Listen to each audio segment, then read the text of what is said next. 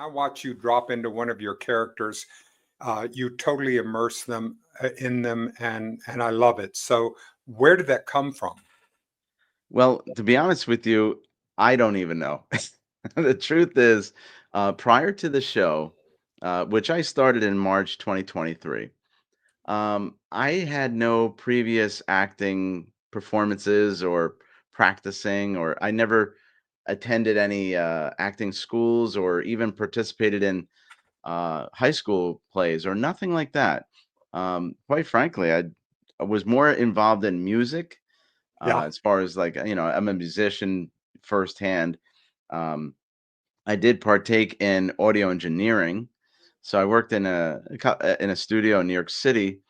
In fact, I'd go as far as I actually rewired three studios in that place. It was outdated, and I stepped to the plate and I said I'm going to do this, and I did it overnight, which blew their minds that each room overnight was a brand new room. It's kind of Wow. funny. Audience, this is Antonio.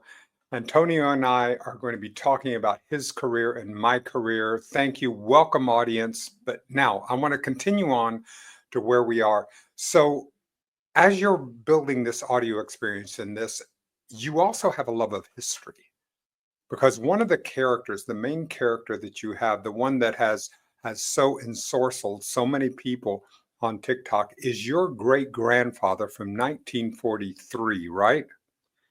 Yeah. He's in there.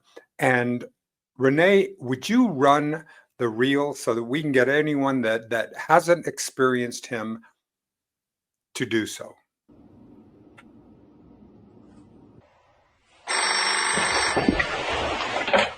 Hello. Great Gramps, what's going on? It's Antonio, Who? your great grandson. Oh, hey, how you doing, kiddo? What's cooking?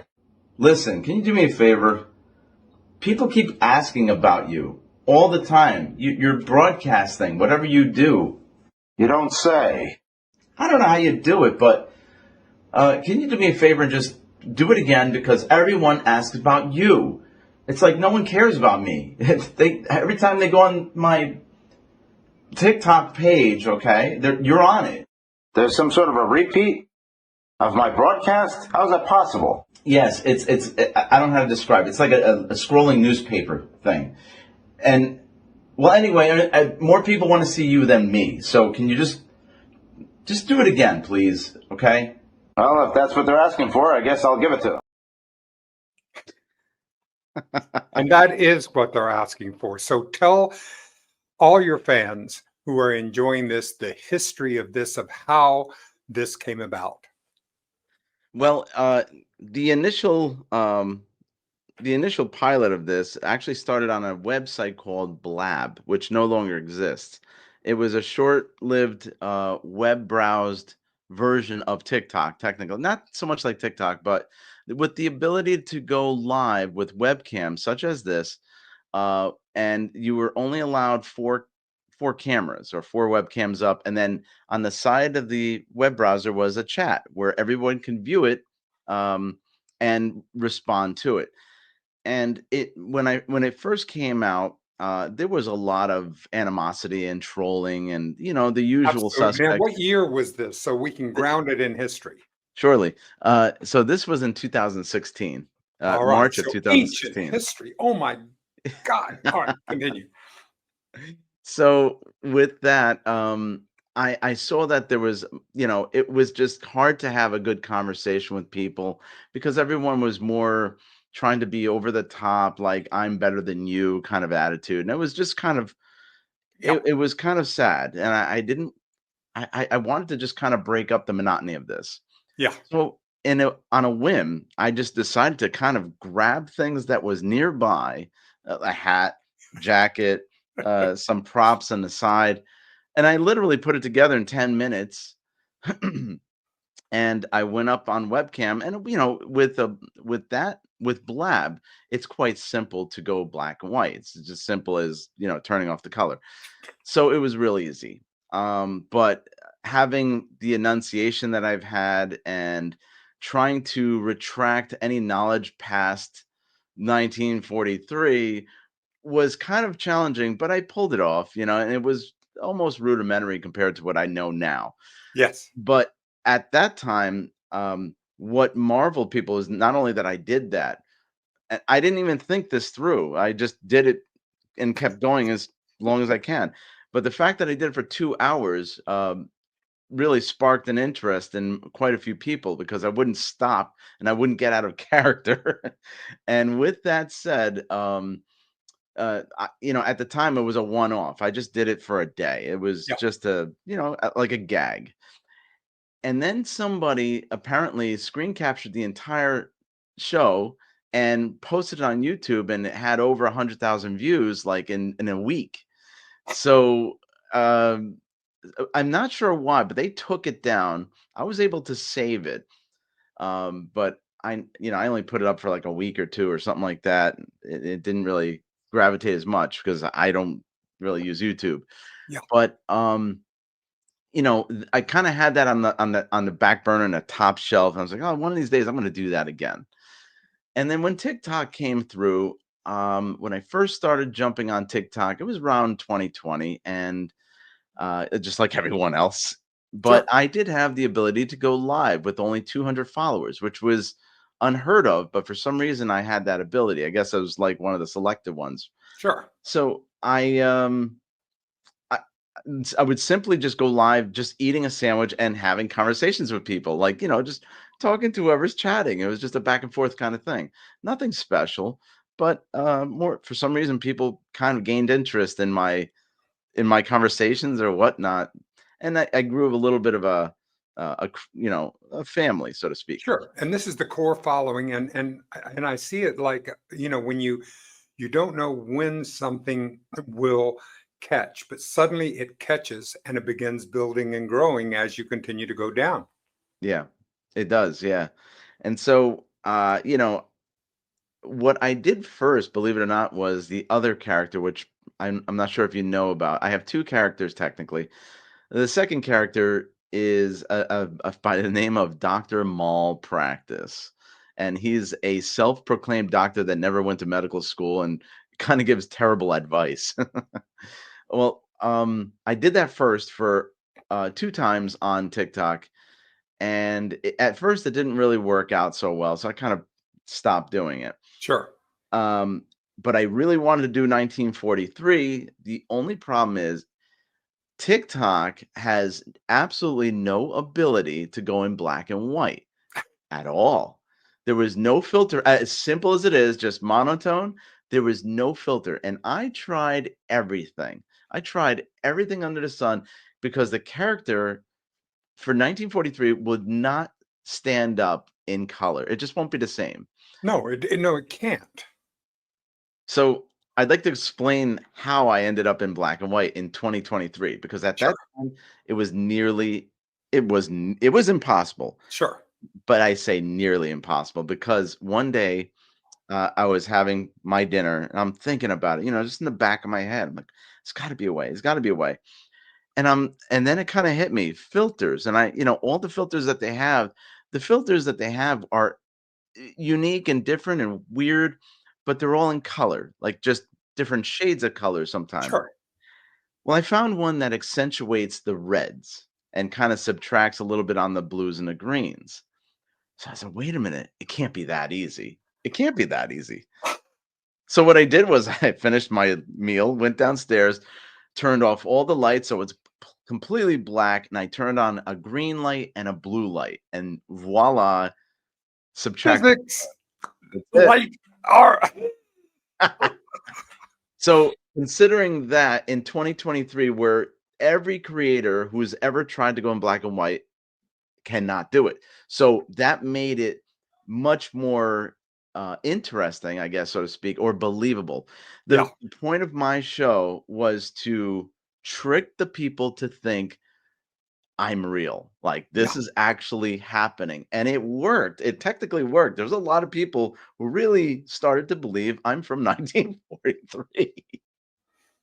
Well, that's what I love about it. I love about it because there is a commitment, even when, like in that telephone piece where you're talking, you're looking down, and I remember so Well, during that time, when people would talk on the telephone, there was a definite looking down as they're talking. It's just an extraordinary piece of you embodying a character.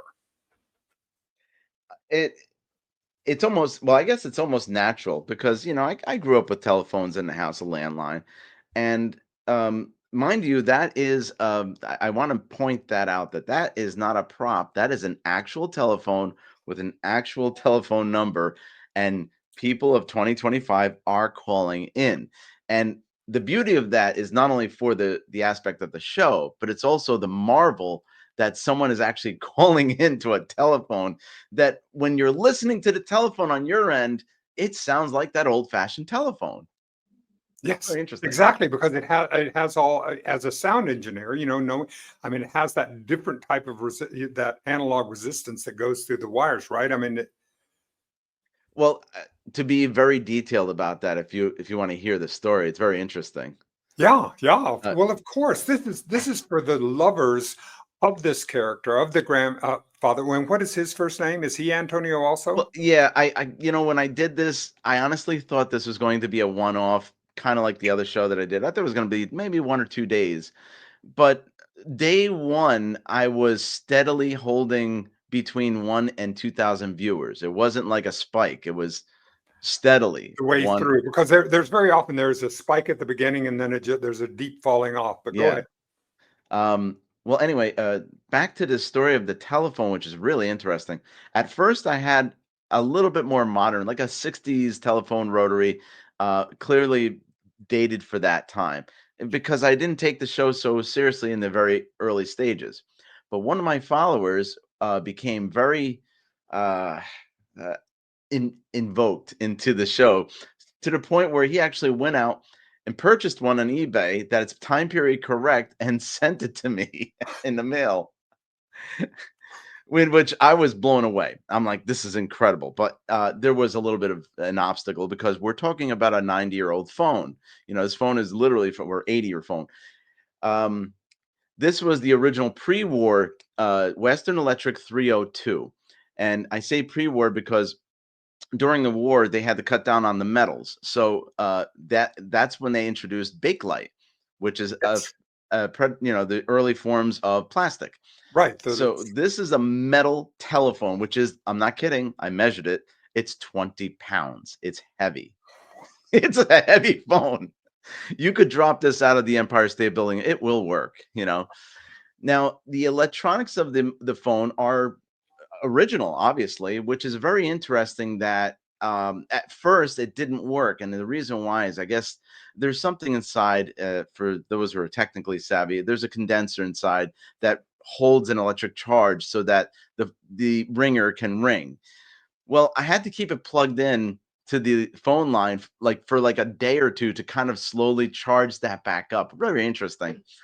But the technical aspect of connecting the telephone to TikTok was probably one of my craziest achievements that I've done. But it goes without saying, I definitely needed help because it's not your modern technology. The wiring is different, everything's different. And from what I learned about the Western Electric 302, is that there were 15 different variants internally, from the first day to the last time they made it.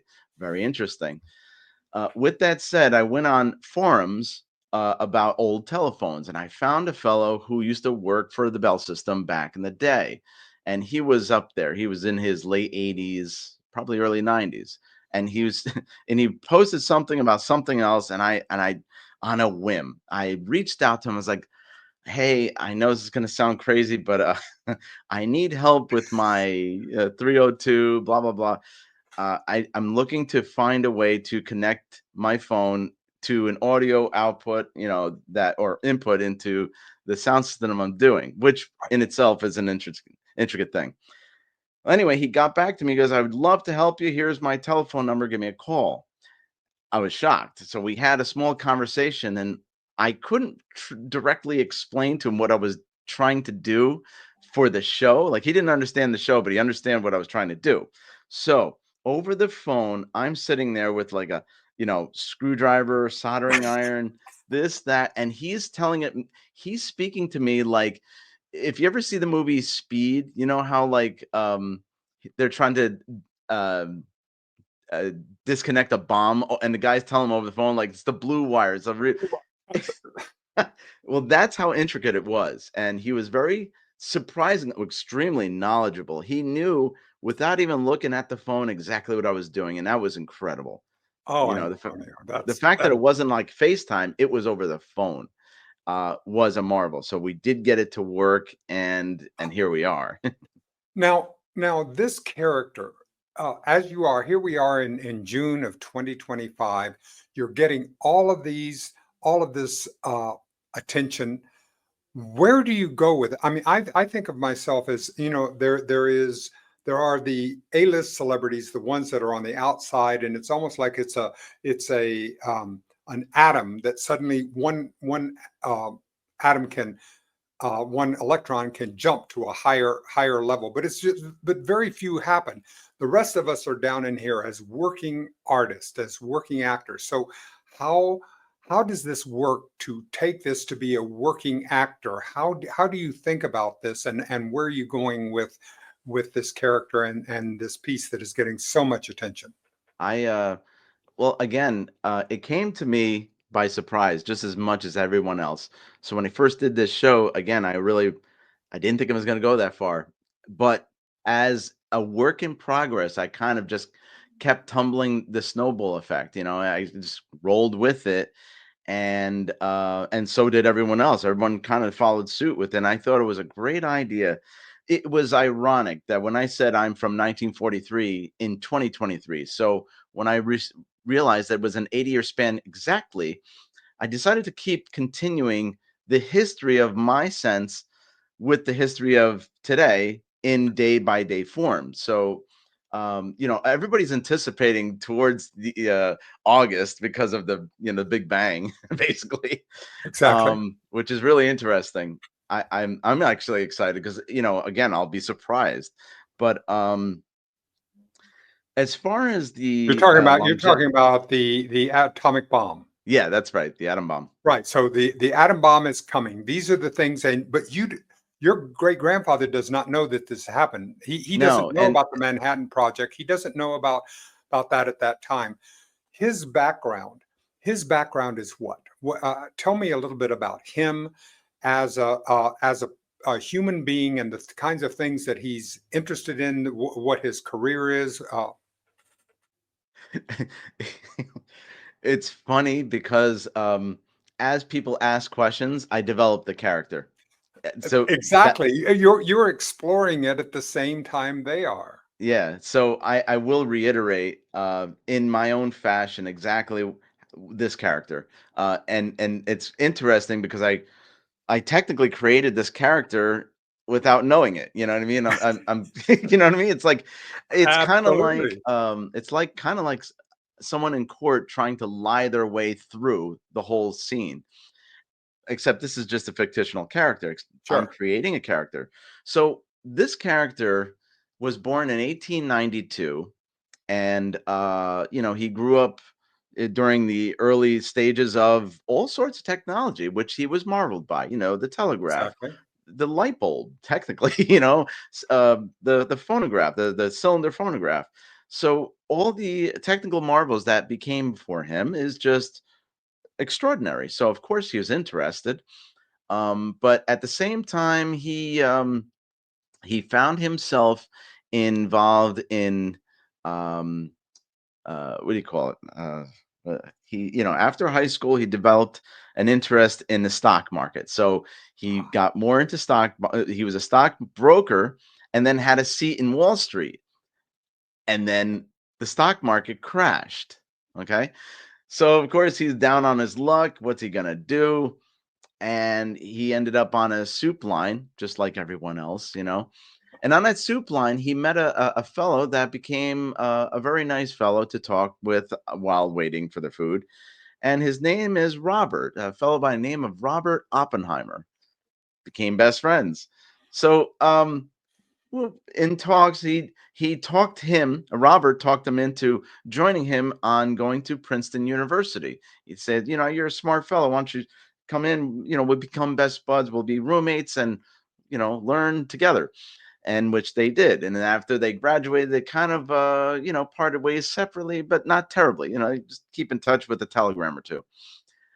And then, well, I should say prior to that, I'm going to backtrack a little bit. Some people ask, why didn't you enlist in the war? And I always explain, well, I tried to enlist in the war, in the Great War. Back then, they called it the Great War. That's right. That was World War One. Yeah. And I said, but I became, I was 4F, flatfoot. So I decided to donate my services towards the Red Cross. And so that was my answer to that. So fast forward to that's what I'm saying. I had to think things in a moment's notice, and I don't know. Exactly. And the crazy part is, while I'm thinking all these pieces, I'm putting together a puzzle of this guy, which is really interesting. And so in And the future, exploring as you do. And the thing is, when I've done improv, when I get into a character, when I'm deep into it, I'm not thinking about what the next line is. The next line occurs to me. It just happens. There's a flow. Do you get that same experience? yeah, yeah. I It mean, has it's the to be only way it because it's works. I think, too real. You are too good at it. You're too deep into it. When I'm watching you, I'm watching as one pro to another, and I sit there and I go, "Holy smoke!" That just, I mean, it gives me such a wonderful thrill to watch you do, because it's improv, and doing this is a high wire act, and it it is. requires Yeah. concentration, staying completely out of what the result is, and just staying in the flow of the moment. It is. I can't say I'm an improv. Well, I can say I'm an improv actor. Obviously, You at this don't know point, but shit. You are an improv actor, Antonio. All right, just own thank that. you. Go ahead. I appreciate that. I like to be humble about everything, but I guess with this new discovery, the best way that I can describe it, as far as the way that I project myself, is that when literally the moment I click start on TikTok. Prior to that, I'm still just my average me, setting up shop, Absolutely. doing this. And then as soon as I hit start, there's something in my head. It's a switch that goes, and I'm no longer me anymore. I'm off. I'm totally off. I only think, and I don't even know how I do this. I only think of the borderline of 1945 prior. Anything past forward, I have no idea what's going on.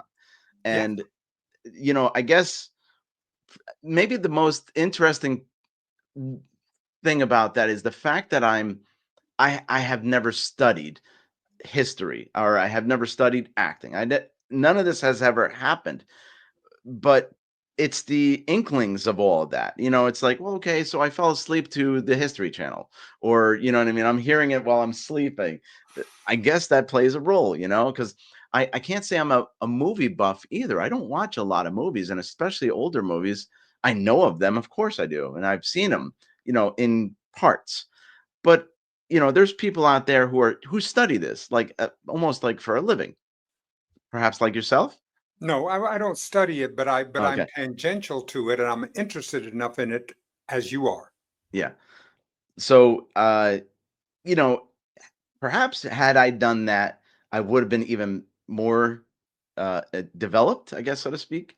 Well, maybe so, but all right, let me just say that there are other realms of consciousness besides our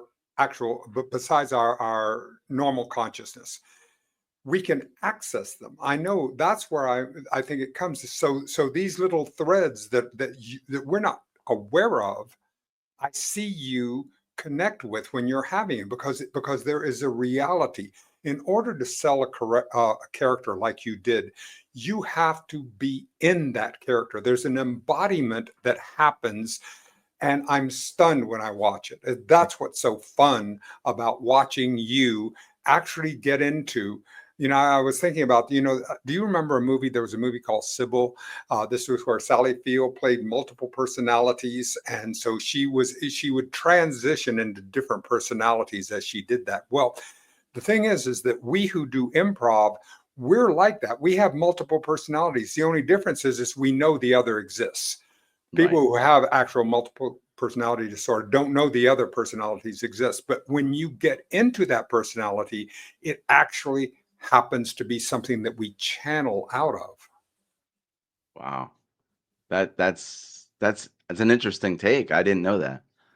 It's amazing. It's an amazing opportunity, but I see you do that, and it's so much fun. So, where you're going to be getting, here's my take on this, Yeah. is that you're going to be getting more opportunities. You're going to be getting people who are reaching out to say, how are you going to merchandise this character? How are you going to do? How do you think about this from a business standpoint? Because you're obviously a business person. You have that as part of your personal Antonio makeup. So talk about that. Um, well, I dabbled with it for a hot minute. There was somebody who does certain little merchandise like cups and such like that. And in fact, I think I posted. Oh, there it is. Yeah, I did that, and it did work. But the communique that I had with the distributor was sparse during that time, and I felt like I was not really benefiting from it at all. So I decided to pull back from it. I was like, well, you know what? Maybe not now. Maybe not like this. We'll come up with something later in the Sure. future. But if I mean, are you asking what is the future of this character? Your own on how you're thinking about how do you as a working artist Yeah. look at this future. How do you plan this? Because again, we're talking about this is the Wild West now. Yeah. What was is no longer, as far as how business, you might as well create it as you go. Yeah. Um, well, I want to believe that this is that TikTok is still a fad, no matter how you look at it. Although it's a big one, this is not the pet rock. This is a big one, you know. Are you going to And explain to your great grandfather what a pet rock is? Now that would oh, be fun. No, but anyway, go ahead, continue. that would be funny. A pet rock. Well, you might as well have a dead turtle. It looks prettier. I don't know. Um, I do have an idea that I've been holding back on, and I'm always afraid to share ideas because I Oh, now, feel like someone please could. understand. The only thing, all I'm going to ask you is that you will, as these ideas germinate and begin to take hold, that you will consider coming back and beginning to say, "Hey, well, you know how we had that first reasoning spot. Well, here's how we're going along this career." Because my sense is when Renee, our producer and director, found you and Mhm. you agreed to come on here, and I got a chance to look at your reel, I went, this is going to be big. I don't know how it's going to go. I don't know where it's going to go, but this has legs. And so what I would like to do is for you to consider to come back again and talk about how this is evolving along the process if you've had a good time doing this. Oh yeah, well I absolutely enjoy doing it. Of course, it's a fun character. Uh, one of the things that I wanted to uh, be sure of it, and it's in an interesting sense, is to retract from any crazy animosity from people are doing, as far as politically, religiously, whatever is going on in TikTok.